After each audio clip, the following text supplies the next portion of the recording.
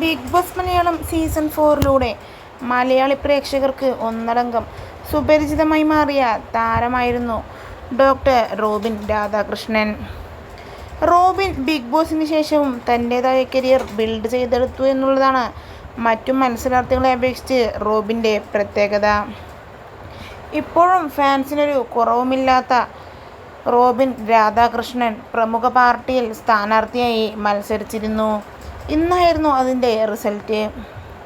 Robin വിജയിക്കുമെന്ന് 100% കണക്കാക്കിയിരുന്നിടത്താണ് റോബിന് ഇങ്ങനെയൊരു തോൽവി സംഭവിച്ചിരിക്കുന്നത്. ഇലക്ഷൻ സമയത്തുകൂടി തൻ്റെ അമ്മ ആശുപത്രിയിൽ ആയതിനാലും താൻ വളരെയധികം വീക്ക് ആയിരുന്നു എന്നും റോബിൻ തന്നെ തുറന്നു പറഞ്ഞിരുന്നു.